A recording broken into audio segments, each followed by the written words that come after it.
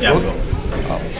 Kirma, what do you think should be the motto or the ambition of today's young girls who just passed out of college, wanted to get into the industry, or the ones who've already got into the industry but don't know what they're supposed to be doing? So the ambition, in my view, is first of all is a very, very critical element to make somebody successful in any field. And I think it purely depends on the individual. I think today what we really need is to help people realize what do they stand for. And whatever interactions that I've had with people, I think that's something, the self-awareness is something which really each one of us needs to, kind of come up with for our own selves. And so that leads to, figuring out what the ambition is.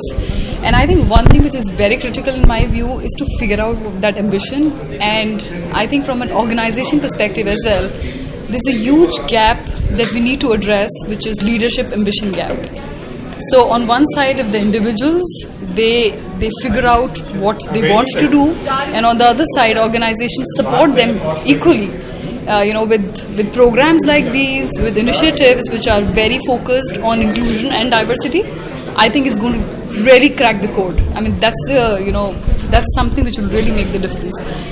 So we are doing a lot of work around this, and I specifically want to mention that we keep talking about whether these forums, which are exclusive women forums, should exist or not, or should propel or not. And I think it's very important because they give a lot of encouragement to the rest of the women and people to stand up and showcase, to say, that's who I am. I am a woman in technology, and I have everything in me to go out there and grab what my dream is. So I think leadership ambition gap has to be bridged, and I think that's something which these forums really help in doing that.